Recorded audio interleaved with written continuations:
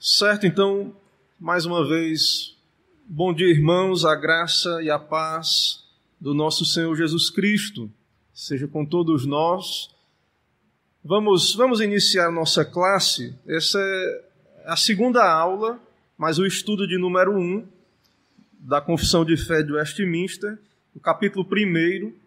Então vamos orar antes de iniciarmos aqui a nossa exposição.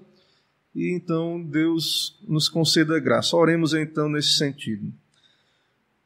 Senhor, muito obrigado por mais um dia teu, por estarmos aqui congregados, dedicando esse tempo ao Senhor no teu santo dia, buscando a tua graça, querendo aprender da tua palavra.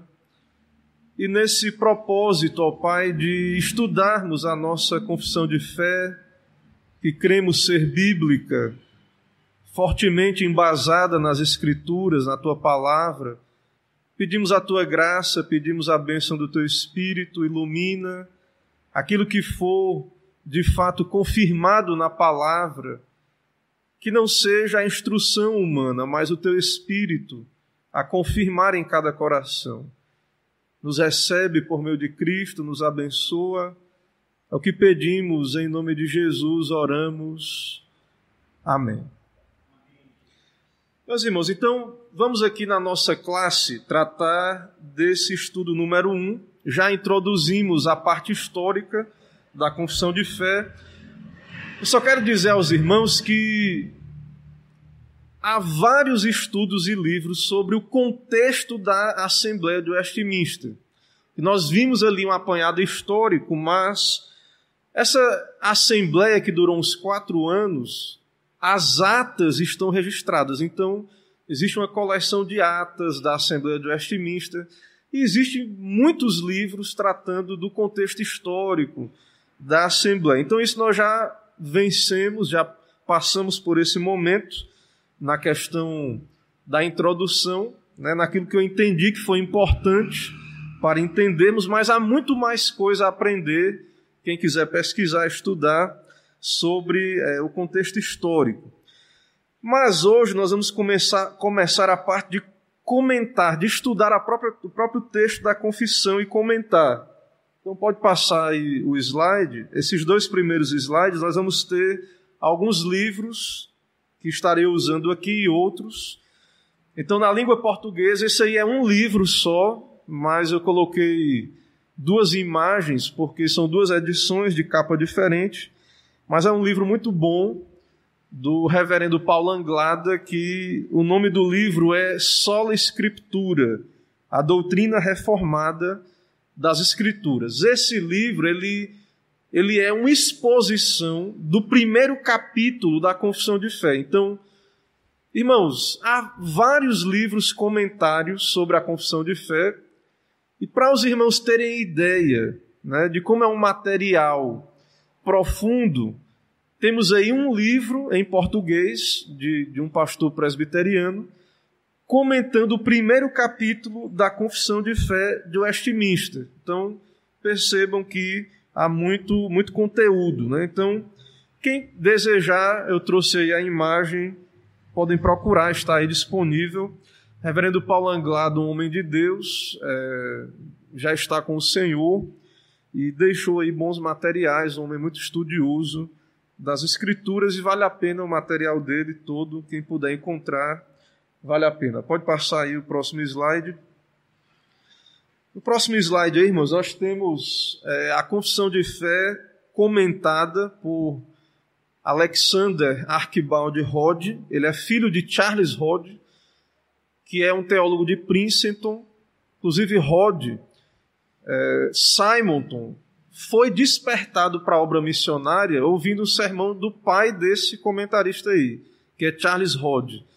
Então, no sermão que falava das missões, nosso pioneiro Simonton teve o seu coração aquecido, né, para a obra missionária, ou seja, ouvindo um teólogo, né, um teólogo sistemático, que publicou um calhamaço aí de doutrina, a sua teologia sistemática, e aí nós temos um comentário da Confissão de Fé, publicado pela editora Os Puritanos. Então, a Confissão de Fé de Westminster comentada. E do lado, um livro que eu já trouxe, eu tenho aí, está aqui, né? Tanto o livro do Paulo Anglado, eu tenho aqui a primeira edição, a mais antiga, que eu usei para o nosso estudo, e também o Guia de Estudos na Confissão de Fé, publicado pela nossa casa editora. Então, esses materiais e outros são materiais que eu estou usando para trazer essa lição. Então, irmãos, eu não tenho pretensão de trazer algo novo, então de ser inovador, e, na verdade, tudo que vai estar aí é fortemente embasado nesses materiais ou é citação. E aí eu vou, como professor da classe, também ir comentando, mas o que está aí não é plágio, né? Tudo aí é embasado nesses materiais aí da Confissão de Fé, nesses livros que são comentários da Confissão de Fé e outros também. Pode passar. Irmãos, então vamos ler o texto do primeiro capítulo da Confissão de Fé, seção 1, os textos bíblicos. Vocês vão ver que estão aí nos slides que eu vou passar. Nós vamos passar por eles.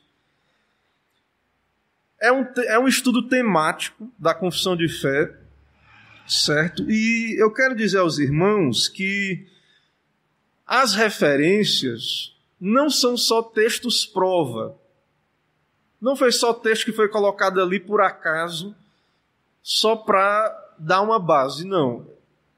Como nós vimos no estudo histórico, foram mais de 121 teólogos e outros civis ali na Assembleia. Então, esses homens eram pregadores, eram exegetas, eles eram expositores, eles iam para as línguas originais, eles pregavam o texto. Então, as referências, esse texto que temos aí, está recheado de referências bíblicas, certo? E aí pode ser que você leia o texto e diga, mas me parece que não encaixa muito em alguns momentos, mas os irmãos precisam ter paciência, porque, na verdade, os textos são embasados, mas a confissão ela não vai seguir, então, uma exposição de cada texto e explicar o porquê os teólogos escolheram esse texto. Mas existe um porquê, existe um motivo de cada referência estar no seu lugar. E esse livro, o Guia de Estudos na Confissão de Fé de Westminster, o seu autor, o Chad Van Dixhorn, ele é um estudioso das atas e ele explica, mais ou menos aí, muitas dessas referências, o porquê os teólogos usaram elas, mas nem sempre é tão fácil para nós, numa mente moderna, já com outras leituras das Escrituras, entender por que esses textos foram escolhidos. Isso é importante porque nós vamos ler o texto confessional e nós temos as referências. E aí toda a confissão é assim. O texto confessional que os teólogos elaboraram e as referências. Então alguém pode dizer, poxa, mas, pastor, eu vejo aí essas referências, parece que foi tipo jogada ali as referências. E não é assim. Né? Nós temos que ter paciência e humildade para buscar o entendimento e, se não estiver claro, buscar entender o porquê que esses homens escolheram estas referências bíblicas. Então, esse texto que está aí é fortemente embasado nas Escrituras e é uma teologia desenvolvida das Escrituras, e nós cremos assim como presbiterianos. Não é palavra de Deus, pode ser revisado em algum momento, né? Só a Bíblia é inerrante, infalível, mas é um texto muito maduro. Para vocês terem ideia, então, esse texto ele expõe a teologia da reforma. Aqui nós vamos ter contato com a teologia reformada. E uma teologia reformada madura. Porque é uma teologia reformada, Lutero fixou as teses em 1517. E a Assembleia, ela é de 1643. Então, a reforma ela já andou.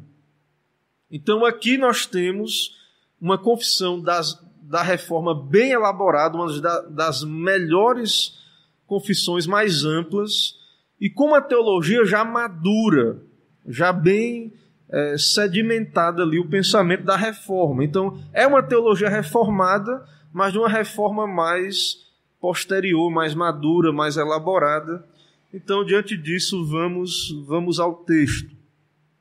Então, a confissão de fé, capítulo 1, o título do capítulo é Das Sagradas Escrituras. São várias seções, e com a ajuda de Deus queremos estudar hoje a seção 1. A seção 1 diz: ainda que a luz da natureza e as obras da criação e da providência manifestam de tal modo a bondade, a sabedoria e o poder de Deus, que os homens sejam inexcusáveis, todavia não são suficientes para dar aquele conhecimento de Deus e de sua vontade necessário à salvação.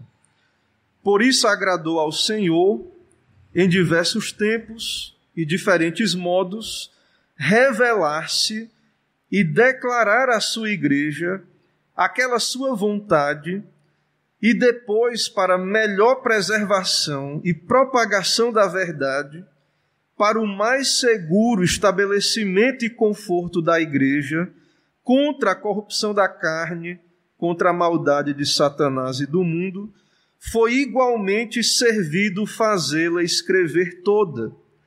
Isto torna as Escrituras Sagradas indispensáveis, tendo cessado aqueles antigos modos de Deus revelar a sua vontade ao seu povo.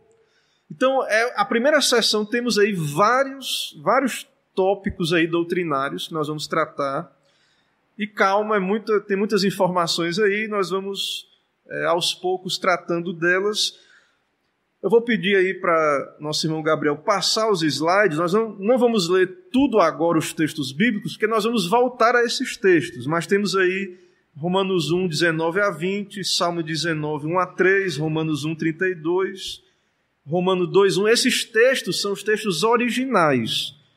São as referências originais que estão na Confissão de Fé e que o guia de estudos tem ali. Porque algumas confissões que estão aí na internet, em outros lugares, pode ser que você encontre outras referências, certo? Então, essas referências é do texto original. Pode passar Romanos 2, 14 e 15, 1 Coríntios 1, 21, 1 Coríntios 2, 13 e 14, mais à frente Hebreus 1, 1. Nós vamos voltar a esses textos.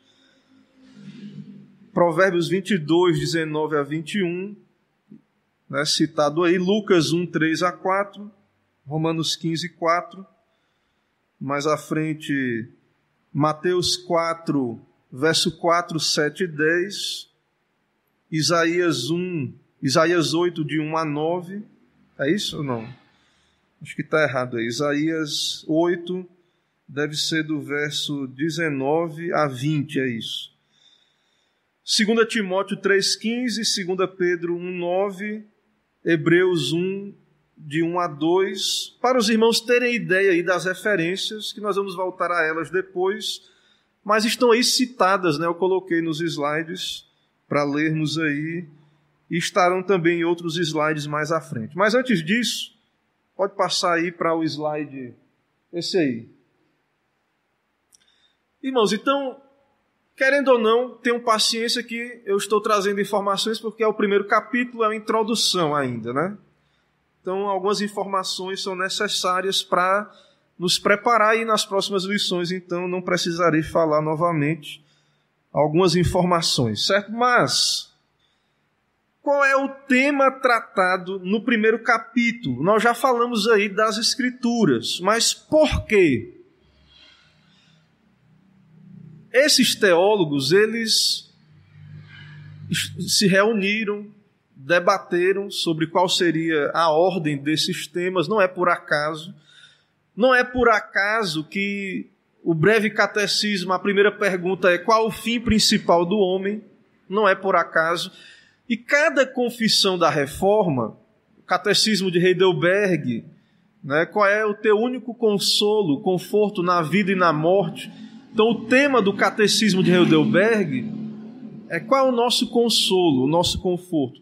Então há um propósito geral. E há um debate na teologia reformada qual deveria ser o tema principal. Deveríamos começar com a teologia, a doutrina de Deus ou a doutrina das Escrituras? Os teólogos de Westminster começaram com as Escrituras. Mas isso não quer dizer que a cristologia, a soteriologia, a eclesiologia, a escatologia, né, essas doutrinas, né, escatologia, a doutrina dos últimos dias, eclesiologia, a doutrina da igreja, soteriologia, a doutrina da salvação, cristologia sobre Cristo, não quer dizer que esses temas bíblicos não sejam importantes. Mas, irmãos, o Westminster, os teólogos entenderam que a nossa teologia, a nossa fé, a base é a Bíblia. O cristianismo é uma revelação, é uma religião revelada. A base da nossa fé é revelação. Deus fala. Deus se comunica. Na Trindade, Deus já falava. No Éden, antes da queda, Deus deu ao homem um pacto: não coma do fruto.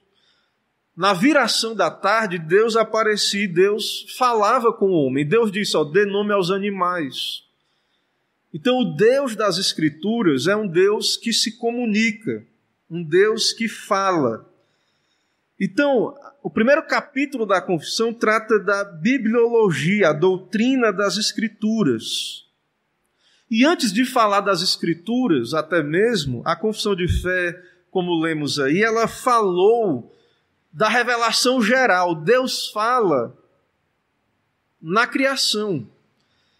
E Deus, ao criar o homem à sua imagem, Deus colocou uma consciência. Deus colocou, Calvino dizia, um senso de religião, né? Um senso da eternidade. Deus colocou no homem, Deus deu uma consciência ao homem, de tal maneira que há uma revelação imediata no coração do homem, que há Deus. E quando ele olha para a natureza, para a criação, a ordem, a providência, o governo, a estrutura da criação, o propósito, a criação tem um propósito. Então, quando o homem, ele, com a sua constituição, a imagem de Deus, com essa revelação de Deus ao seu coração, e na criação há uma comunicação. Deus fala, Deus se revela. E a nossa fé é baseada nisto, em revelação. Não é o que eu acho. Irmãos, para a reforma, isso é muito importante, isso é básico. Isso é a base. Será que somos reformados mesmo? Nós vamos ver que esse artigo, muitos que pensam ser reformados já caem aqui. Porque para a reforma Deus fala, e a revelação de Deus máxima e final e suficiente está nas Escrituras. Então, a doutrina das Escrituras vem em primeiro lugar, porque todas as outras doutrinas vão sair das Escrituras, vão fluir das Escrituras. Então, meus irmãos, a reforma entendeu, chegou a um princípio que está aqui desenvolvido na confissão de fé. A reforma chegou ao princípio do sola scriptura. Por isso que o título do livro do reverendo Paulo Anglada é Sola Scriptura.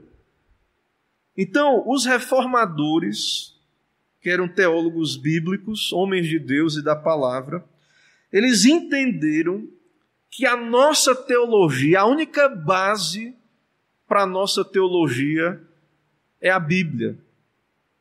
Tradição tem o seu lugar, mas não tem peso de Bíblia. tradição erra, a igreja erra. A igreja não é infalível. Os concílios erram, a confissão de fé vai falar, a gente vai estudar isso bem mais na frente, mas os concílios erram. Então, a nossa fé não pode ser baseada em tradições. Então, a nossa confissão de fé começa com a Bíblia, começa com a Escritura. E ela mesma está dizendo, e vai dizer, a Escritura é a única regra de fé e de prática. Tudo isso que nós vamos dizer é porque nós cremos nas Escrituras. É porque a Escritura é a palavra de Deus. Então, o princípio reformado do sola Scriptura, ele rejeita a tradição como a autoridade última. A igreja é bíblico, nós cremos na igreja. Deus tem uma igreja no mundo, mas a igreja, irmãos, ela não é perfeita nessa terra. E os concílios, a tradição da igreja, eles não são base segura para nós. Então a igreja ela é edificada sobre a Escritura, sobre a revelação. Então, com isso, nós entendemos que nós não podemos fundamentar nossa fé em tradições. E mais, os reformadores entenderam que nós não podemos fundamentar a nossa fé em supostas revelações do Espírito, novas revelações. Nós vamos ver isso aqui, vamos desenvolver esse argumento, mas, irmãos, a confissão de fé entende isso, e os reformadores entendiam isso. Então, essas novas revelações, nós vamos desenvolver isso, não pode ser base segura, segundo a confissão de fé, para fundamentar a nossa teologia, para a nossa fé ser fundamentada. Então, a reforma estabeleceu a Escritura como única regra de fé e de prática, rejeitando as tradições e as novas revelações. Aqui é a introdução, eu vou desenvolver isso, mas a confissão de fé tratou disso e nós vamos ver nos textos bíblicos também qual é a base bíblica e confessional para tudo isso. Mas o argumento é esse. Mas antes de entrarmos propriamente na Bíblia, a confissão de fé ela trata de algo que vem antes. Mesmo que não tivéssemos a Bíblia, Deus fala fora da Bíblia? Sim, sem palavras. Não é uma revelação proposicional, numa língua, com gramática. Mas Deus fala por meio das obras da criação e da providência, certo? E nós vamos ver isso aí e ver o texto também. Então, já que nós estamos aqui pode passar esse slide?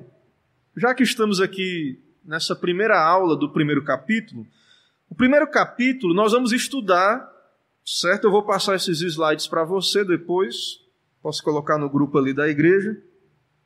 O pastor Paulo Anglada, no seu livro, ele faz um sumário do primeiro capítulo. Então, nós vamos estar estudando estes temas na nossa classe aqui de adultos, nessa classe sobre a confissão de fé. Então, nós vamos estudar a doutrina da revelação, parágrafo 1, parágrafo 2 e 3, o cânon e a inspiração das Escrituras, parágrafo 4 e 5, a autoridade das Escrituras, parágrafo 6, suficiência das Escrituras, parágrafo 7, clareza das Escrituras, parágrafo 9, preservação e tradução das Escrituras, e parágrafo 10, o juiz supremo das controvérsias religiosas. Então nós vamos estudar a confissão de fé, o primeiro capítulo vai tratar destes temas. Pode passar aí. Hoje, irmãos, nós queremos tratar da seção 1. Na seção 1, Rod, nesse comentário que eu mostrei aí, da editora Os Puritanos, ele diz que essa seção vai tratar destes temas, nessa ordem lógica. E aí depois nós vamos começar a tratar aí de cada tema e ver os textos. Mas aqui é um sumário do que nós vamos tratar hoje na nossa lição, na nossa classe, que é o tema da primeira sessão do primeiro capítulo. Rod, ele diz, 4 pontos aí. O que é que vamos aprender hoje? Que a luz da natureza e as obras da criação e da providência são suficientes para fazer conhecido o fato da existência de Deus. Então há um conhecimento de Deus na criação e na providência. Deus está falando, certo? Podemos conhecer a Deus então desse modo, mas esse conhecimento ele apenas deixa o homem inexcusável, sem justificativa. É o ponto 2. Não obstante, o volume e o tipo de conhecimento que se pode assim alcançar não é suficiente para levar alguém a ter certeza da salvação. Esse conhecimento da criação, da providência, não salva. Ninguém vai encontrar o caminho para Deus observando o sol, a lua, as estrelas, uma religião natural, observando a ordem, a beleza da criação. Irmãos, esse conhecimento existe, ele é real. Há um conhecimento de Deus natural, mas esse conhecimento não salva, não é salvífico. Ninguém pode ser salvo por meio dele. É o argumento que vamos ver aí na confissão e investigarmos também nas Escrituras. Que, consequentemente, aprove a Deus, por sua soberana graça, de várias formas e de diferentes épocas, fazer de si mesmo e de seu propósito uma revelação a uma porção escolhida da família humana. Então, Deus decidiu falar, língua, gramática, não mais só essa revelação sem palavras. Deus decidiu falar. E por último, que aprove a Deus fazer essa revelação escrita e exclusivamente confinada nas Sagradas Escrituras. Então Deus decidiu escriturar, deixar essa revelação escrita. Claro, após se revelar de várias maneiras, nós vamos ver que ele falou de várias maneiras, mas o argumento confessional é que é o propósito de Deus que essa revelação fosse escrita, certo? Então vamos começar, pode passar aí. Então são temas aí que vamos tratar. Lemos o texto da confissão, que vai estar sempre aqui à disposição para consultarmos, vai ter as referências bíblicas. Então vamos com calma, vamos tratar de cada tema e vamos começar com a revelação natural, certo? Então a confissão de fé, que tenho aqui, os irmãos podem ter aí em mãos, tem na internet, alguns podem ter já, está disponível, podemos adquirir ela facilmente. Então a nossa confissão de fé diz que a luz da natureza e as obras da criação manifestam a bondade, a sabedoria e o poder de Deus, que os homens ficam inexcusáveis, certo? Então há uma revelação. Essa revelação está onde? Deus está falando. Ele está falando aonde? Na criação. Mas não somente isso, nós vamos ver na consciência do homem. Há uma revelação direta na consciência do homem. Então, na criação, por meio das obras da criação e da consciência também, uma revelação direta na consciência, há um conhecimento de Deus, certo? Então, irmãos, essa revelação direta na consciência, o homem, ele sabe o que é certo e o que é o errado. Há uma consciência moral. E há na criação, como vimos aí, bondade, desígnio, poder. Então, o homem, criado à imagem de Deus, ele tem uma cópia da lei de Deus gravada em seu coração.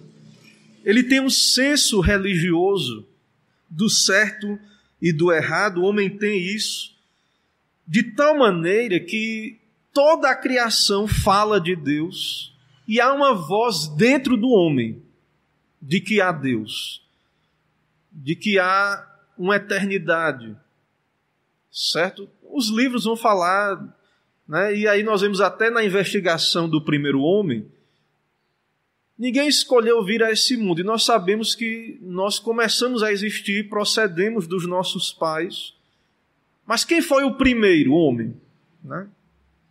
Quem o criou? Então, a religião, a fé, a revelação vai nos dizer que Deus nos criou. E na religião natural, científica, vão dizer que foi uma explosão, que foi uma evolução. Mas essas perguntas, né, esse sentido de religiosidade está dentro do homem, certo? Está dentro do homem. Então, vamos ver aí os textos bíblicos. Pode passar aí, Gabriel, vai estar citado aí. Um texto clássico que fala da fala de Deus na criação é Salmo 19. Muito conhecido, os irmãos já conhecem. E ele diz: os céus proclamam a glória de Deus, e o firmamento anuncia as obras das suas mãos. Um dia discursa a outro dia, uma noite revela conhecimento a outra noite. Não há linguagem nem há palavras, e deles não se ouve nenhum som. No entanto, por toda a terra se faz ouvir a sua voz, e as suas palavras até os confins do mundo. Então há uma glória. Por que é que todo dia o sol volta para o seu caminho? Quem é que sustenta isso? Quem é que diz o caminho? Por onde tem que ir? Quem foi que criou essas leis que os homens investigam? Então, por que que existe, até mesmo, né? Eu estava estudando e lendo um autor, ele disse, né? Os cientistas fizeram um estudo de que, aí calcularam lá uma população de aranhas lá na Inglaterra lá. São milhões de aranhas que tinham lá. E que se não tivesse essas aranhas, ia ter uma peste de outros insetos lá, seria impossível viver. Então, a ordem da criação, tudo isso revela que há um propósito, que cada ser na criação tem um propósito, que o sol segue um percurso, ele tem um propósito, a lua, né? Cada ser, o homem na criação, ele tem um propósito, tem um desígnio. Isso revela que há uma mente inteligente, que há um Deus, um Criador, uma causa primeira, aquele que nos originou. Então, o argumento confessional é que sem Bíblia, pela imagem de Deus no homem, olhando a criação, e aí a Bíblia, não é apenas a confissão de fé agora, a Bíblia está nos dizendo que há uma comunicação clara, suficiente para o homem entender. E Paulo vai falar isso, a confissão de fé cita, que torna o homem indesculpável. Certo?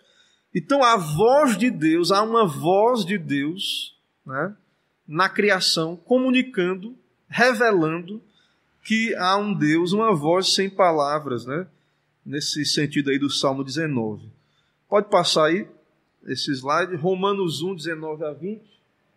Então, Paulo, leia o capítulo 1 de Romanos, é muito importante para o que estamos vendo aqui. Nós vamos citar aí uma seção, mas leia o capítulo todo depois, se possível. Então, o que de Deus se pode conhecer é manifesto entre eles, porque Deus lhe manifestou. Porque os atributos invisíveis de Deus, o seu eterno poder, como também a sua própria divindade, claramente se reconhecem desde o princípio do mundo, sendo percebido por meio das coisas que foram criadas.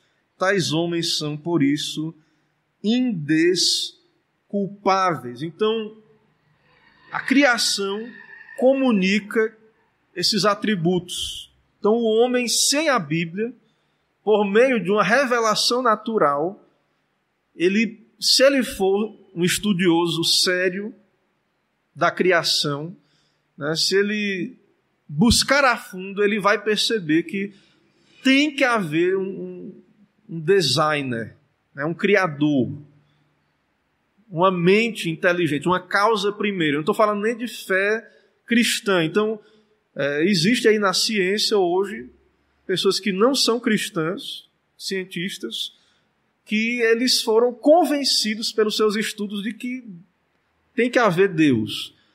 E aí alguns não são cristãos, eles não dizem que é o Deus da Bíblia, mas eles dizem que tem que haver Deus. E aí nós dizemos, como cristãos, E por que não pode ser o Deus da Bíblia?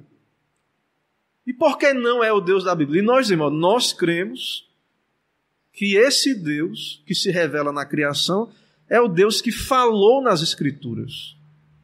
Nós cremos que, nós sabemos quem é esse Deus, ele se revelou. Nós temos a sua palavra nas Escrituras. Certo? Então, independente das Escrituras, há um conhecimento na criação. Pode passar. Certo? Eu quero voltar aqui, não está aí, mas eu quero voltar a um slide que é uma referência em Romanos 2. Vocês vão poder abrir aí na sua Bíblia. Romanos 2, verso 14 e 15. Romanos 2, 14 e 15 é o texto que embasa a ideia de uma revelação imediata no coração dos homens. Fala da consciência, fala de uma lei dentro do homem. Romanos 2, 14 e 15 diz assim: quando, pois, os gentios que não têm lei procedem por natureza de conformidade com a lei, não tendo lei, servem eles de lei para si mesmos. Estes mostram a norma da lei gravada no seu coração, testemunhando-lhes também a consciência e os seus pensamentos, mutuamente acusando-se ou defendendo-se. Então, Paulo está dizendo que os gentios, gente que não tem a revelação, não tem a Bíblia, eles mostram que há uma lei dentro deles, uma lei gravada no seu coração e uma consciência. Então, imagine uma cultura que não é cristã, que não tem a Bíblia, e você diz: pastor, eu olho para essa cultura e ela é bem desenvolvida e tem leis. E as pessoas são civilizadas.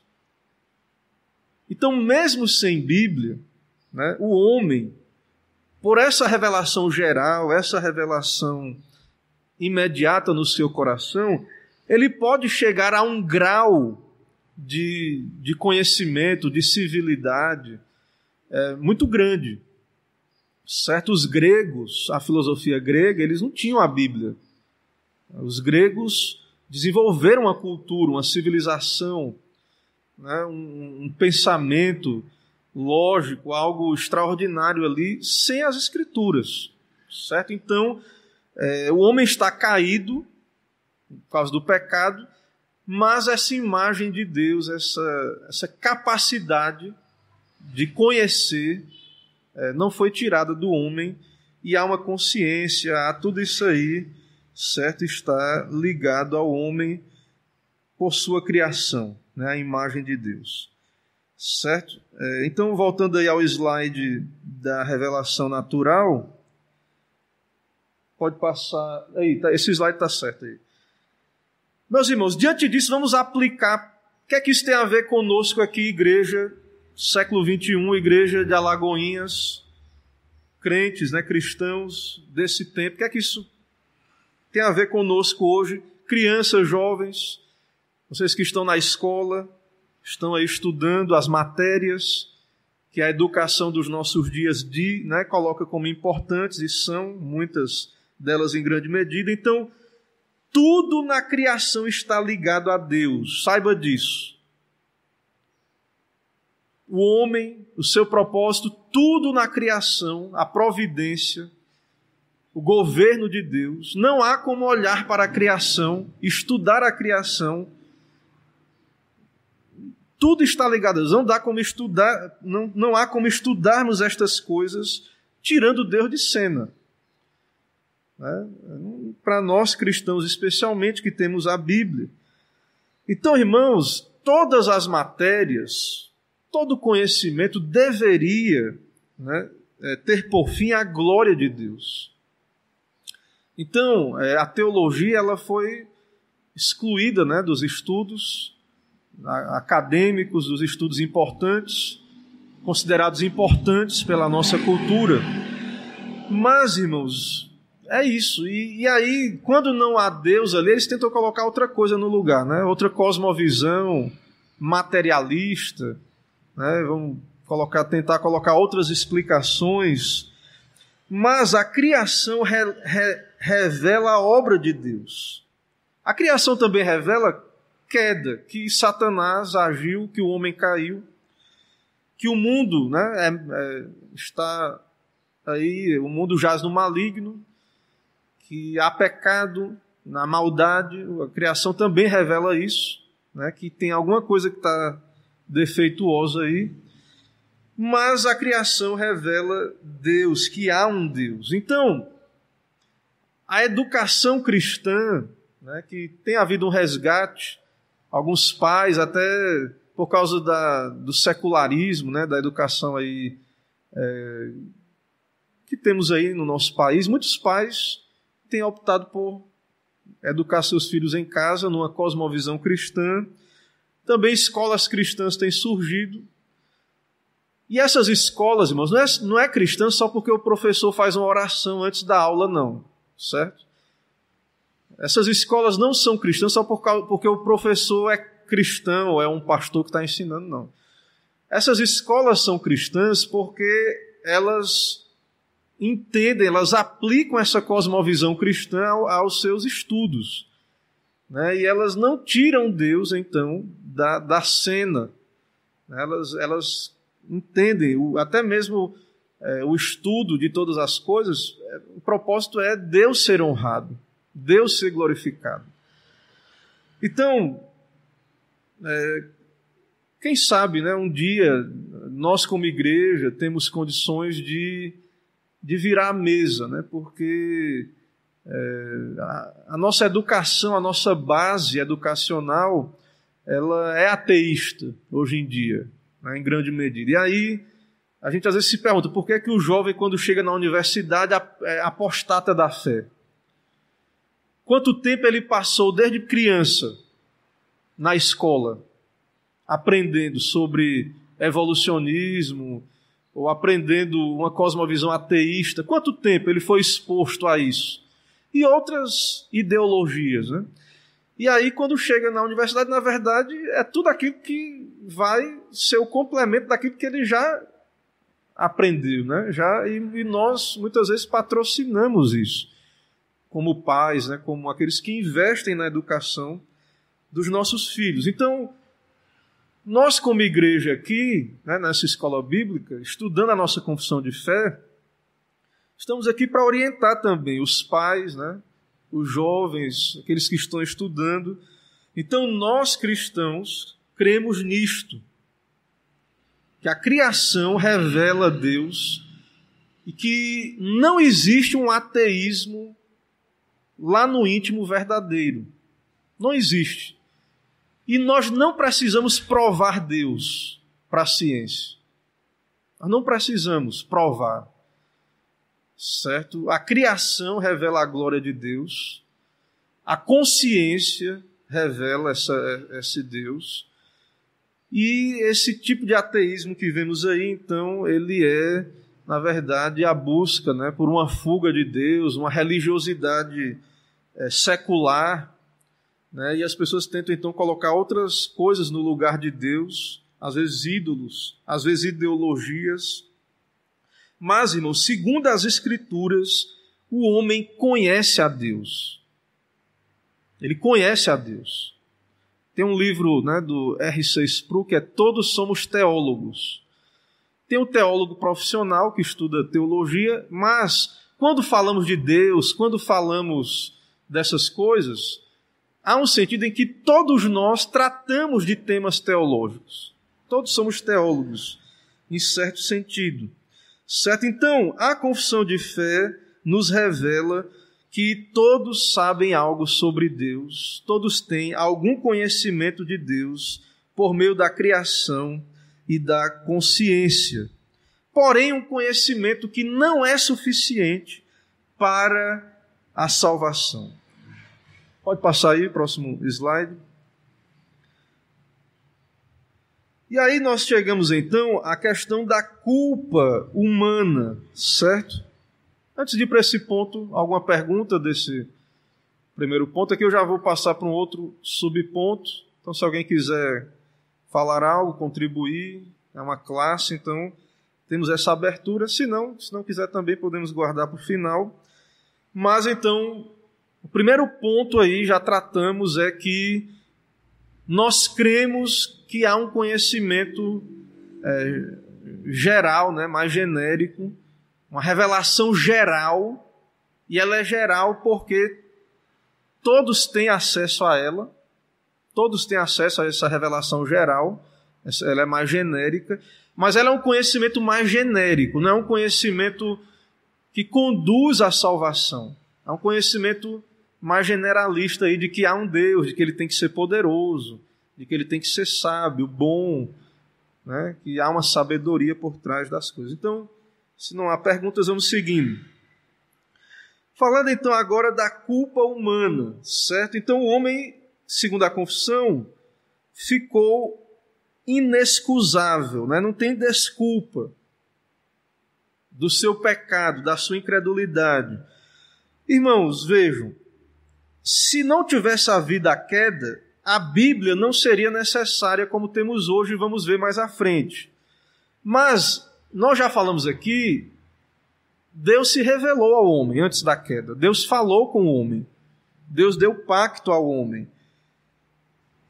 E então, nessas comunicações diretas e na criação, certo? Isso seria suficiente para o bem-estar da humanidade, se o homem não tivesse caído. Mas agora, o conhecimento de Deus que já tratamos aí, na criação, né, na consciência e na providência, esse conhecimento de Deus serve para quê? Só para tornar o homem indesculpável. O homem é caído, ele é rebelde, ele suprime esse conhecimento de Deus, ele se rebela contra Deus, certo? Ele rejeita as Escrituras. Então, o homem caído, ele rejeita a palavra de Deus. Você vai, por favor, Gabriel, passe um slide e o próximo aí, que eu vou ler a referência, os irmãos vão acompanhar aí.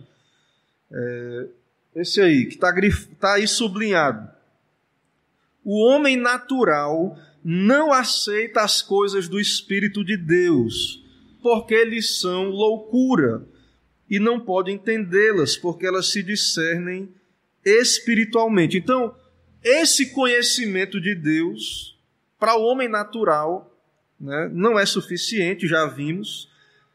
E esse homem natural, ele também não aceita as coisas de Deus, a palavra de Deus, por natureza. É loucura, ele não entende. E aí, por isso, em 1 Coríntios 1, 21, Paulo vai dizer: visto como na sabedoria de Deus, o mundo não o conheceu pela sua própria sabedoria. Irmãos, o que é que Paulo está dizendo aí? O mundo não conheceu a Deus, o mundo não o conheceu por sua própria sabedoria. O que é que isso quer dizer? Por um conhecimento natural, por uma religião natural, o homem não consegue conhecer a Deus, ir a Deus. Olhando as estrelas, olhando a criação, o homem pode saber que há um Deus. A consciência vai testificar, a criação vai falar sem palavras, certo? Mas o verdadeiro conhecimento salvífico não é possível por uma religião natural. E há várias ideologias, filosofias, até mesmo religiosidades que pregaram, e talvez ainda hoje exista quem pregue, que sem a Bíblia, só por uma religião natural, o homem pode ir a Deus e ser salvo. Certo? Então os socinianos criam nisso, né? E outros vários aí que pregam isso, que é possível o homem conhecer a Deus, ir a Deus sem Bíblia, sem Cristo. Há vários textos bíblicos que contradizem isso. Aprove a Deus salvar os que creem pela loucura da pregação. Então volte aí um slide, por favor, voltando. Então a revelação natural nunca teve um propósito salvador. ela apenas condena o homem, certo? Muitos são adeptos da religião natural, acreditam que esta revelação pode salvar pecadores.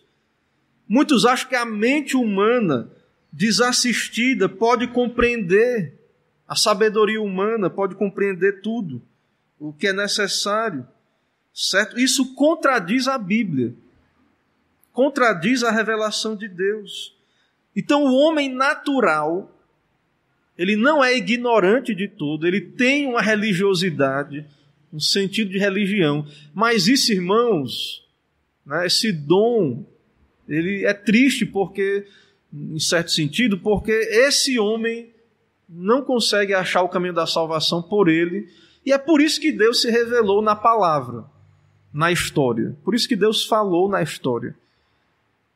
Que ele quis falar porque ele quis, é claro, ele é soberano, mas se a revelação natural, a revelação aí salvasse, então não seria necessário Deus enviar Cristo, né, e coisas desse tipo. Então, irmãos, nós cremos na necessidade de uma Bíblia, cremos na necessidade do Evangelho, de pregar o Evangelho. Então, é necessário. Então, uma cultura, por mais desenvolvida que seja, né, a cultura indígena ou outra cultura, né, ela, por mais que tenha luz da criação, por mais que essa cultura tenha se desenvolvido, mas esse conhecimento, lembrando dos gregos, né, que eu citei, esse conhecimento não salva. Então, para nós, a Bíblia, ela é muito importante, né, a pregação, e para nós a palavra de Deus é muito importante. Pode passar 2 slides desse aí, o próximo aí. E aí Paulo vai dizer: como invocarão aquele em quem não creram? Como crerão naquele de quem nada ouviram? E como ouvirão se não há quem pregue? E como pregarão se não forem enviados? Como está escrito: quão formosos são os pés dos que anunciam coisas boas. Romanos 10, 14 e 15. Então, sobre a revelação natural, irmãos, alguma dúvida? Deu para entender? Então, sim, presbítero, diga. Isso, irmãos, esse conhecimento, então, deveria levar o homem a dar glória a Deus, a reconhecer que tudo vem de Deus, que se ele está vivo, Deus deu a vida a ele, se ele continua vivendo é porque Deus preserva ele, que Deus é digno de toda glória, todo louvor, toda honra. Mas Paulo vai dizer lá em Romanos 1, no versículo 21, capítulo 1, 21, que ele vai dizer o seguinte: porquanto, tendo conhecimento de Deus, não o glorificaram como Deus, nem lhe deram graças, antes se tornaram nulos em seus próprios raciocínios, obscurecendo-se-lhes o coração insensato, inculcando-se por sábios, tornaram-se loucos, e mudaram a glória do Deus incorruptível, em semelhança da imagem de homem corruptível, bem como de aves, quadrúpedes e répteis. E aí vem o juízo de Deus. Então, esses homens, esse conhecimento, o que é que nós vemos historicamente? A gente vê muito ateísmo hoje, mas quando o homem começou a fazer grandes navegações e viajar pelo mundo todo e chegar a lugares que haviam tribos, em toda parte, quando o mundo começou a ficar mais conhecido e globalizado, em toda parte encontrou-se religiões, religiosidade. Então, as pessoas elas têm que ter esse entendimento histórico. Historicamente, se você fizer um estudo, uma análise histórica, você vai ver que a questão religiosa está impregnado em todas as épocas, em toda parte. Você vai encontrar no lugar mais isolado, na ilha mais isolada que tinha ali uma tribo, alguém, esse entendimento da divindade, de que há uma divindade, certo? Porém, esse conhecimento natural, o homem natural, ao invés de glorificar ao Deus Criador, Paulo vai dizer que eles não glorificaram nem deram graças a ele, mas se tornaram nulos, e aí, inculcando-se por sábios, tornaram-se loucos. E aí mudaram a glória de Deus. E aí fizeram ídolos para si. Deuses, né? Criaram deuses, a idolatria. Então, de fato, esse conhecimento deveria levar o homem a honrar a Deus, a glorificar a Deus. Mas por causa da queda, o homem se corrompe, né? Mas esse conhecimento é suficiente para condená-lo. Certo? Então, irmãos, nós não cremos na teoria do selvagem inocente, né? Não, mas não vá lá. Assim, não cuidar do índio, né? Vamos preservar a cultura. É por isso que os missionários se jogavam lá no meio de uma tribo para traduzir a Bíblia. Sofrendo ali numa cultura, às vezes, para aprender uma língua ali e traduzir as Escrituras, porque a palavra de Deus nos mostra isso, que o Evangelho deve ser pregado a toda criatura. O que você acha? Então, se uma religião natural fosse suficiente, né, então não seria necessário a evangelização, as missões, né, nos esforçarmos, investirmos. Por que pessoas investiram recursos, dinheiro, para missionários virem aqui e pregar o Evangelho? Né? A salvação é de graça, mas pessoas que foram alcançadas pela graça entenderam isso, que era necessário conhecimento das Escrituras. Por que fundaram os protestantes que vieram para o Brasil?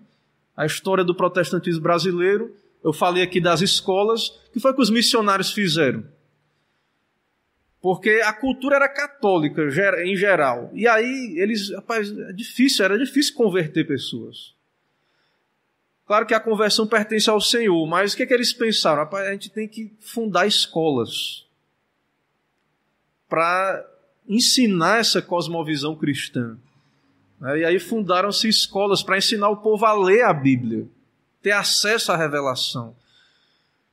Claro que a conversão é obra da graça, é obra do Espírito Santo, mas esse conhecimento da revelação escrita, é necessário que ele chegue, porque o homem entregue a si mesmo, o homem entregue ao senso comum, aos seus pensamentos, ele não encontra o caminho sozinho.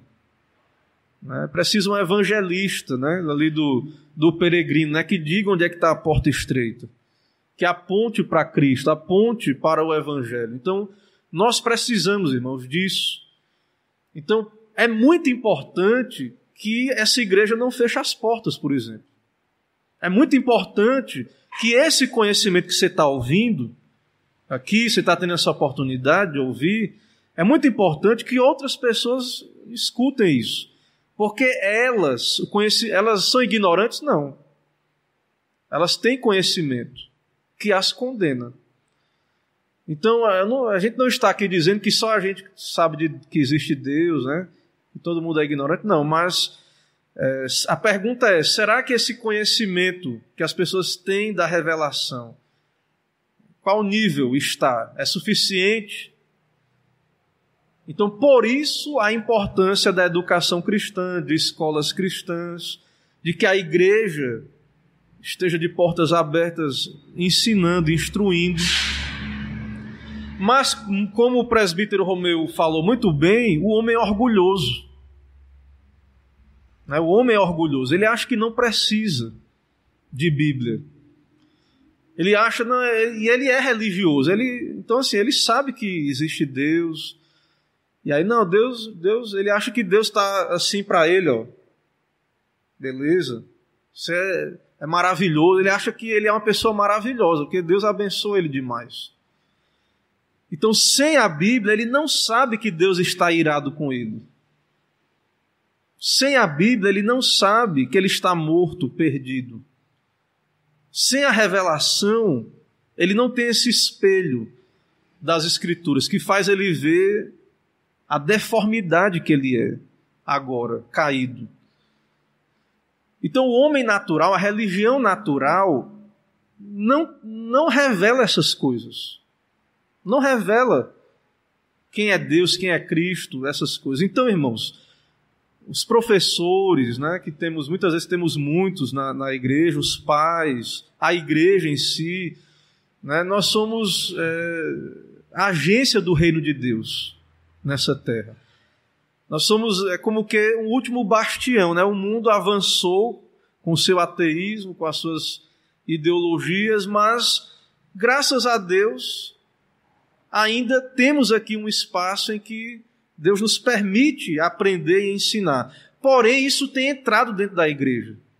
O mundanismo, né, as visões mundanas, as ideologias do mundo têm entrado dentro da igreja. E aí, muitos cristãos acham que não, fazer missão não precisa com Bíblia. Se a pessoa conhecer a Deus é o mais importante, independente da Bíblia. Independente se ela tiver um conhecimento bíblico. Independente de doutrina, conhecimento doutrinário. Eu quero é que a pessoa chegue a Deus, conheça a Deus. Mas, como vamos ver, Deus se revela, né, de modo salvífico nas Escrituras. Então, uma evangelização genérica, né, um conhecimento genérico de Deus, ele tem a sua importância, não negamos. Mas o conhecimento que queremos que as pessoas tenham é um conhecimento suficiente para que elas sejam salvas. Elas possam ir a Cristo, né, e receber a salvação. Então, muito boa a participação do nosso irmão presbítero Romeu. Infelizmente, muita gente muita gente acha que já sabe, né, o orgulho, a vaidade, a sabedoria humana, e aí não chega nessa parte que vamos chegar agora aí. Pode passar. A revelação especial. Então, diante da insuficiência dessa revelação geral, genérica, essa revelação natural, ela é insuficiente, aprove a Deus revelar-se à sua igreja. Lá desde o Antigo Testamento, temos a história da redenção, da revelação. Desde o Éden, Deus se revelou. Antes da queda, Deus falou diretamente com Adão, depois também. E aí nós vemos teofanias, anjos, sonhos, visões, profetas, homens inspirados. Então, Hebreus vai dizer, pode passar o próximo slide, havendo Deus outrora falado muitas vezes e de muitas maneiras aos pais pelos profetas. Então, Deus se comunica, Deus fala na criação, na consciência e mais. Deus é um Deus que falou e fala. Ele tem se comunicado na história. Ele falou muitas vezes e de muitas maneiras aos pais pelos profetas. Vários meios de revelação. Pode passar. No Novo Testamento, Paulo diz que o evangelho que ele anunciava não é segundo o homem. Ele não recebeu nem aprendeu de homem algum, mas mediante revelação. Então, nós cremos em revelação. Cremos num Deus que se revela, que fala, que falou e fala hoje também. Nós cremos nisso, certo? Mas nós vamos ver aí, pode passar, o pastor Paulo Anglada cita no seu livro, que a ideia dos irmãos da confissão, né, a ideia confessional, que à igreja foram confiados os oráculos de Deus, uma revelação especial, inspirada, clara, precisa, autoritativa, suficiente para ensinar o homem o que ele deve conhecer e crer e o que dele é requerido, com vistas à sua própria salvação e à glória de Deus. Então, dentre toda a humanidade, Deus escolheu um povo e se revelou a ele, desde o Antigo Testamento. A Adão, aos patriarcas, a Israel, Deus se revelou claramente, de modo inspirado, uma revelação suficiente e clara, suficiente para ensinar o homem o que é necessário. Qual é a vontade de Deus para a vida do homem? Então Deus se revelou, certo, dessa maneira. Então a confissão de fé, ela vai também, o texto confessional, como citamos aí as referências bíblicas, o texto confessional vai dizer Vou ler aqui o meu texto, que está aqui. Por isso foi o Senhor servido em diversos tempos e diferentes modos revelar-se e declarar à sua igreja aquela sua vontade. E depois, para a melhor preservação e propagação da verdade, para o mais seguro estabelecimento e conforto da igreja, contra a corrupção da carne e malícia de Satanás e do mundo, foi igualmente servido fazê-lo escrever toda. Então Deus falou de várias maneiras, e aí foi o propósito de Deus que essa revelação fosse escrita. Passa aí o slide. Meus irmãos, temos um Antigo Testamento. Deus falou, né? Não apenas por meio de escrita, mas de várias maneiras. Nós já vimos ali, Hebreus fala disso. Mas os teólogos, nós vamos ver alguns textos, os teólogos, estudando as Escrituras, entenderam que há um propósito de Deus, desde o Antigo Testamento, de que essa revelação fosse escrita, escriturada. Certo? Há um propósito. Ou seja, o que é que isso quer dizer? Ouça isso que eu vou lhe dizer. Há uma consciência de que um cânon estava sendo escrito. Cânon é uma regra, o cânon das Escrituras é os livros que entraram na Bíblia. Outros não eram inspirados, foram rejeitados. Então, Deus estava escrevendo Bíblia através dos seus autores humanos ali, das revelações, e havia uma consciência disso no Antigo Testamento, de que haviam profetas, homens que falaram da parte de Deus. E haviam falsos profetas também, que esses outros textos foram rejeitados. Então, irmãos, Deus conhece a natureza humana corrompida, a malícia de Satanás. Meus irmãos, o homem facilmente perverteria a Bíblia. Como é que esse texto foi preservado? Nós cremos que ele é palavra de Deus. Então, se você deixar a igreja à mercê de novas revelações, que é o que nós vamos estar vendo aí, como saber? Então, Deus quis que isso fosse escriturado. E enquanto não tínhamos a Bíblia completa fechada, ainda havia novas revelações. Então, no Antigo Testamento, o cânon não estava fechado. Então, os profetas estavam ali falando. Mas havia uma consciência de que viria o Messias. E aí, lá em Hebreus, no capítulo 1, como nós já citamos aí, a primeira parte aí do texto, lá em Hebreus, no capítulo 1, Deus falou de várias maneiras, aos pais pelos profetas, mas o autor diz: nestes últimos dias nos falou pelo Filho, a quem constituiu o herdeiro de todas as coisas. Então, nestes últimos dias, a revelação final e máxima de Deus foi pelo Filho, que através dos profetas, dos apóstolos, teve essa revelação escriturada no Novo Testamento. Mas antes disso, no período apostólico, antes dos apóstolos, dos homens que Deus escolheu escriturar essa Bíblia, na igreja havia novas revelações. Leia as cartas de Paulo. Então, antes desse texto ser cristalizado, na igreja o Espírito Santo, ele inspirava pessoas. Tinha falando em línguas inspiradas, outros profetizavam. Mas havia uma consciência, irmãos, de que a Bíblia estava sendo escrita, e de que quando Deus fala inspiradamente, é peso de Bíblia, é palavra de Deus. Poderia muito bem entrar no cânon. Se não entrou, é porque Deus não quis.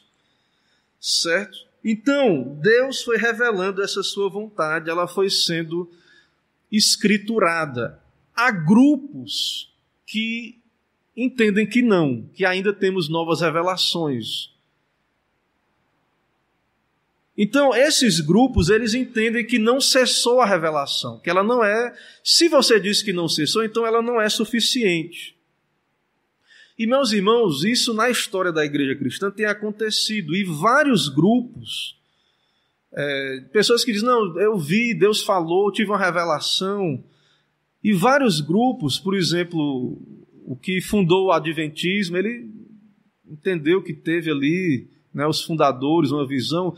Por exemplo, os Mormons, eles levavam tão a sério essa ideia de que tinham essa revelação, e que quando Deus fala é Bíblia, que além da Bíblia eles têm mais 2 outros livros, o livro do Mormon, que é para eles Bíblia, tem peso de Bíblia. Certo? Então, nós entendemos, a Reforma entendeu, nós vamos ver aí o texto confessional e alguns textos bíblicos, nós entendemos que essa revelação Deus quis que ela fosse escriturada. Deus não deixou essa revelação à mercê dos homens, de novas revelações ou de tradições. Então, o que Deus quis ficou registrado. Passa aí o slide. Paulo cita ali a Timóteo, né, falando da Bíblia, e dessa ideia de que há uma revelação autoritativa, escrita. Ele diz, tu, porém, permanece naquilo que aprendeste, e de que foste inteirado, sabendo de quem o aprendeste, e que desde a infância sabes as sagradas letras, que podem tornar-te sábio para a salvação, pela fé em Cristo Jesus. Toda a Escritura é inspirada por Deus e útil para o ensino, para a repreensão, para a correção, para a educação na justiça, a fim de que o homem de Deus seja perfeito e perfeitamente habilitado para toda boa obra. Não havia ainda o Novo Testamento aí, mas Paulo está dizendo para Timóteo que ele aprendeu das sagradas letras e que a Escritura, toda ela é inspirada e útil, suficiente para o ensino útil, para a repreensão, correção, educação na justiça e etc. Aí que ele diz. Pode passar. Pedro também falando da Bíblia, 2 Pedro 1, 19 a 21, ele diz que nós temos confirmado a palavra profética, fazemos bem atendê-la como uma candeia que brilha em lugar tenebroso, até que o dia clareie, a estrela da alva nasce em vosso coração, sabendo primeiramente isso. Nenhuma profecia da Escritura provém de particular elucidação, porque nunca jamais profecia foi dada por vontade humana. Entretanto, homens santos falaram da parte de Deus, movidos pelo o Espírito Santo. Então, irmãos, há uma consciência de que Deus escriturou a sua palavra. Eu vou citar aqui depois, mas os irmãos lembram. No começo do ministério de Cristo, Jesus foi levado ao deserto e Satanás o tentou. Como foi que Jesus resistiu a Satanás? O que é que ele disse? Está escrito. Ele citou a Bíblia para Satanás. Então há uma consciência de cânon, de que havia sagradas letras, textos que entraram no cânon, que são palavra de Deus. Havia essa consciência ali com relação ao Antigo Testamento. Pode passar. Então, irmãos, o texto confessional, diante disso, né, é conduzido, e nós também, a entender que Deus decidiu que essa Bíblia fosse escriturada, esse texto bíblico, né, essa revelação fosse escriturada, e a confissão de fé fala aí na primeira sessão, né, ela diz o seguinte, desse seguinte modo: para o mais seguro estabelecimento e conforto da igreja contra a corrupção da carne e malícia de Satanás e do mundo, foi igualmente servido fazê-la escrever toda. Então, sabendo Deus das distorções, dos erros, ele foi servido fazê-la escrever toda. Isso torna indispensável a Sagrada Escritura, tendo cessado aqueles antigos modos de revelar Deus, a sua vontade, ao seu povo. Então, tendo completado a revelação do cânon, a confissão de fé entende que aqueles modos de revelação cessaram. Com base em quê? Quais os textos citados aí? Que nós vamos ver os textos citados. Com base em que a confissão de fé entende isso, né?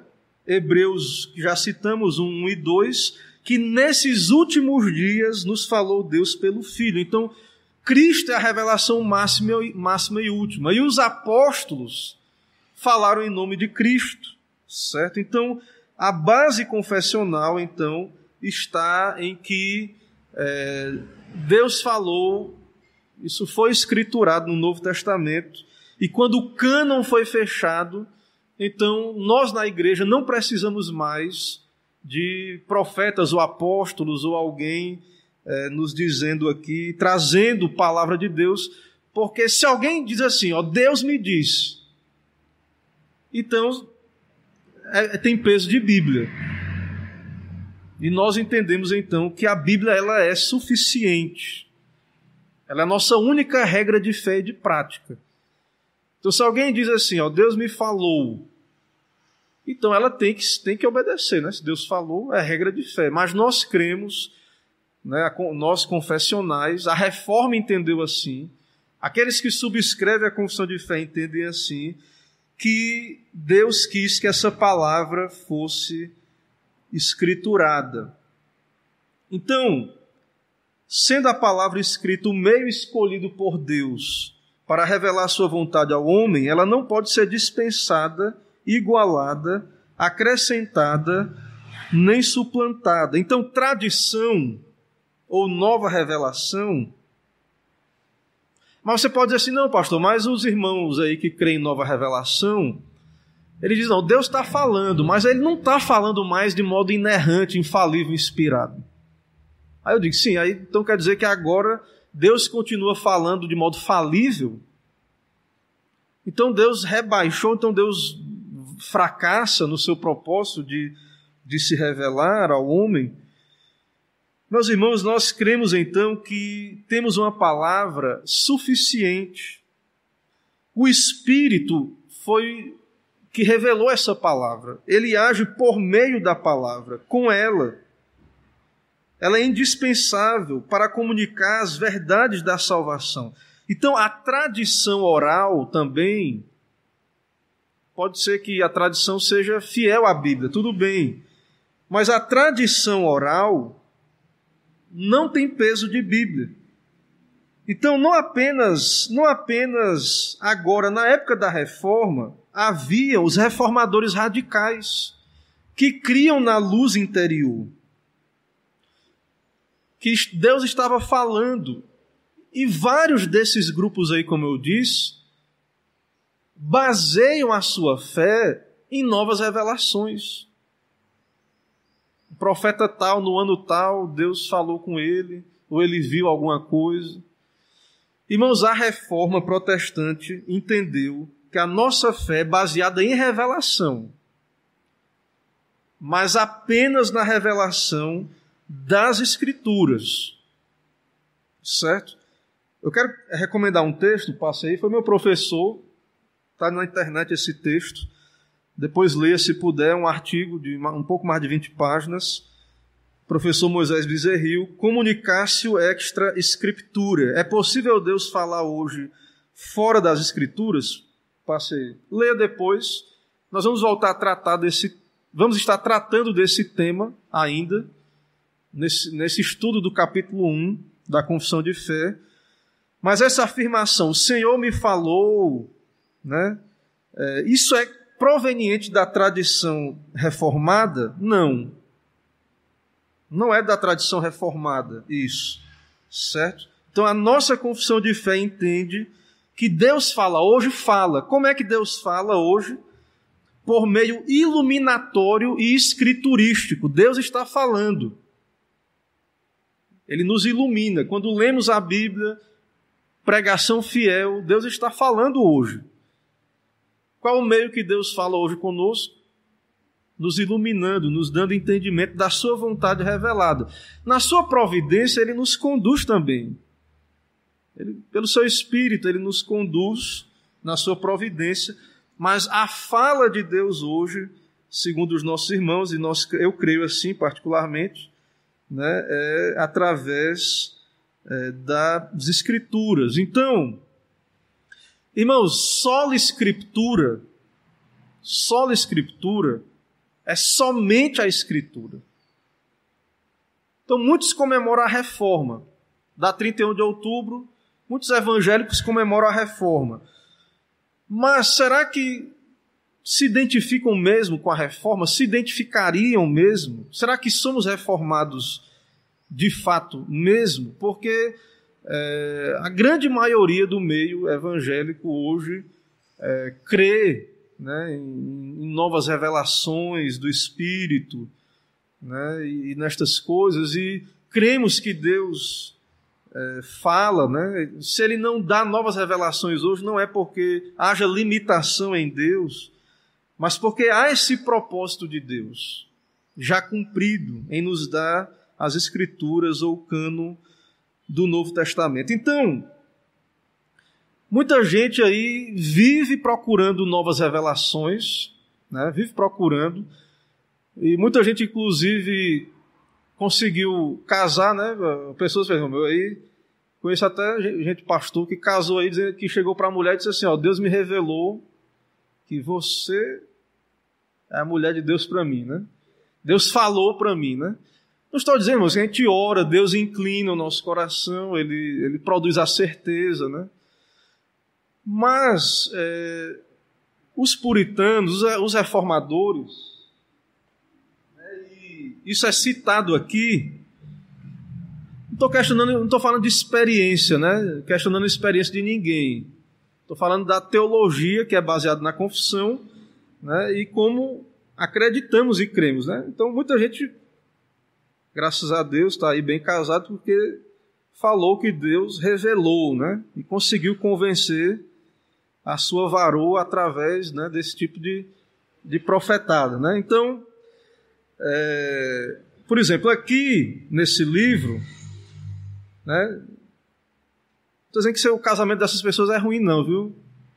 Graças a Deus, se os dois eram crentes e se deram bem, né? Então Deus usou de misericórdia aí. Mas aqui ele cita William Gouge, um patriarca puritano da Assembleia, aqui para a gente ter ideia de como pensavam os teóricos de Westminster.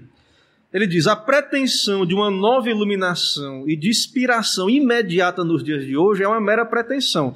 Então, se existe nova revelação hoje, eu poderia chegar e dizer, ó, Deus falou comigo, me inspirou, e Deus me falou aqui dizer o que é que a gente vai fazer. Para onde a igreja, qual a visão para a igreja? Então, os teóricos de Westminster, os teólogos diziam, então, que isso é pretensão. Francis Cheynell reclamou das pessoas de sua época que entregavam um púlpito depressa demais a qualquer um que tivesse convencido a si mesmo de que tinha uma interpretação espiritual da palavra, fosse por inspiração, sugestão ou assistência do Espírito. Meus irmãos, hoje aí na internet está cheio de gente que diz que recebeu né? Inclusive, o movimento que defende hoje, nos nossos dias, fortemente a nova revelação do Espírito é o movimento pentecostal, né? Então, eles dizem que teve o avivamento da Rua Azusa, e aí antes, porque desde que os apóstolos morreram e a era apostólica acabou, nunca, estuda a história, nunca a igreja foi conduzida por novas revelações. Por pastores que chegavam assim, ó, Deus me revelou, então vai ser assim agora aqui na igreja. Então, toda a história, a igreja foi conduzida pela pregação, pelas escrituras. Aí agora, por novas revelações, então estava todo mundo errado antes. E agora a igreja tem que buscar a profecia, a revelação, as novas revelações. Então, irmãos, a igreja, historicamente a igreja, ela não foi conduzida. Agora, vários movimentos considerados heréticos, o montanismo, os quáqueros, alegavam essa luz interior. E muita gente hoje está aí na internet dizendo que teve uma visão, que foi no inferno e voltou, que viu alguma coisa, que Deus revelou alguma coisa.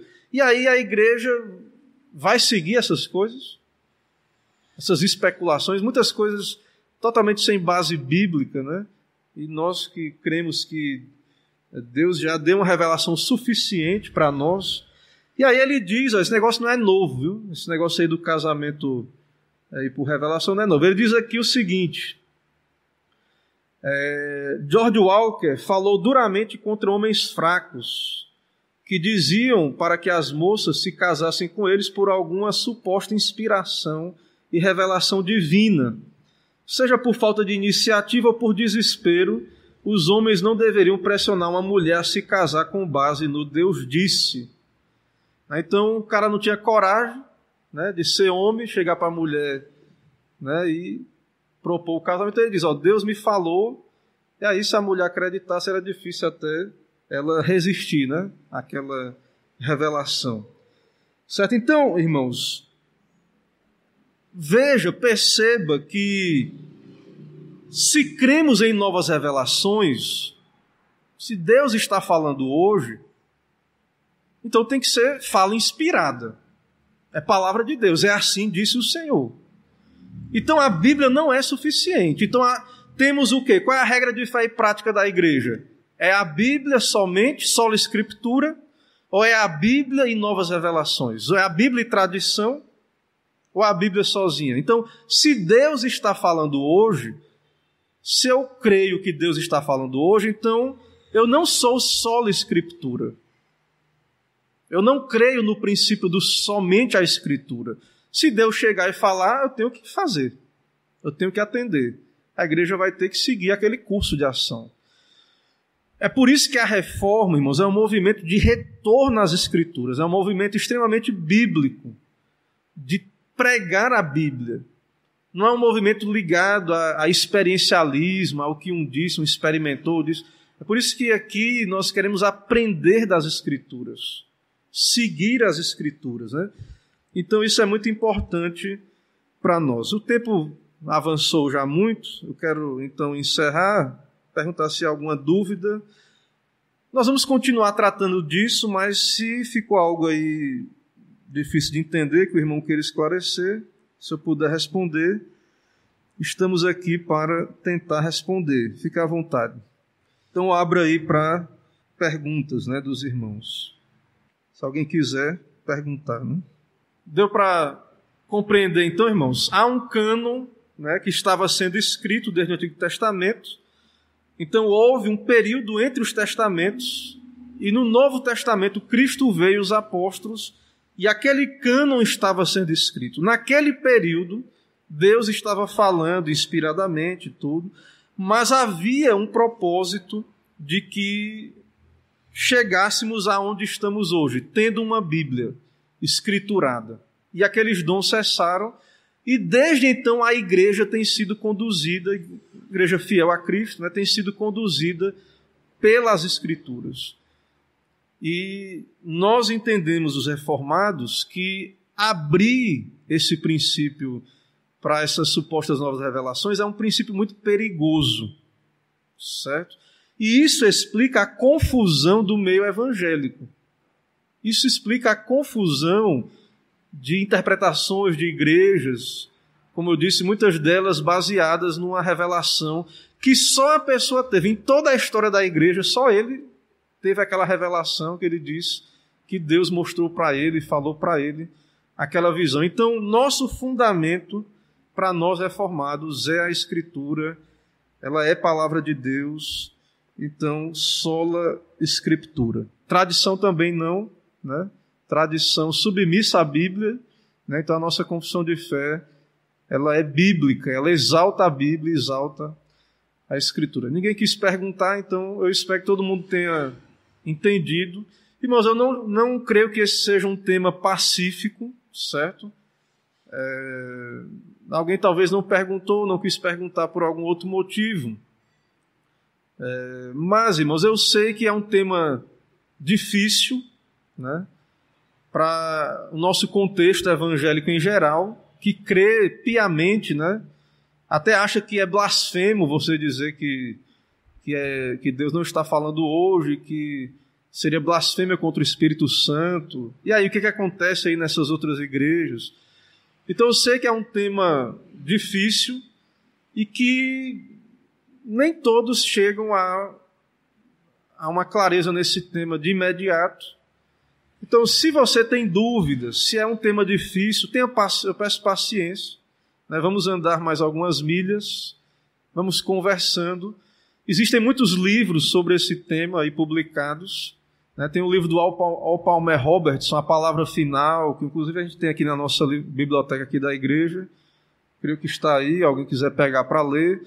E existem vários outros livros, que tratam desse tema, e nós somos a minoria, os reformados, o sola escritura no meio evangélico, nós somos hoje a minoria, então eu não tenho a pretensão de achar que é algo fácil, é só chegar e dizer os irmãos, alguns talvez tenham dificuldade, então eu respeito, quero dizer que eu respeito essa dificuldade, eu já tive também dificuldade de entender esse sola escritura, mas se os irmãos entendem, se é pacífico, que bom também, então graças a Deus por isso, mas estamos aqui para caminhar, para nos ajudar, para construir esse conhecimento e, acima de tudo, ore, para que Deus, que seja Deus, ali confirmar se o que a confissão de fé defende é palavra de Deus, vem da Bíblia ou não.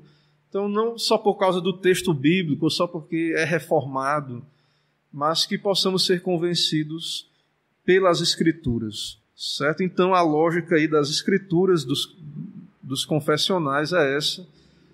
Então, ninguém perguntou, vamos orar, vamos encerrar esse momento. Senhor, muito obrigado por essa manhã na Tua presença, Tua palavra que nos foi dado, esse tesouro revelado, e sabemos que o Senhor fala hoje pela palavra, iluminando, pelo Teu Espírito nos corações, aplicando a palavra com a palavra, e sabemos, ó Pai, que vivemos dias maus de confusão, e qual o nosso fundamento? Nós temos sim um fundamento, a Tua santa palavra.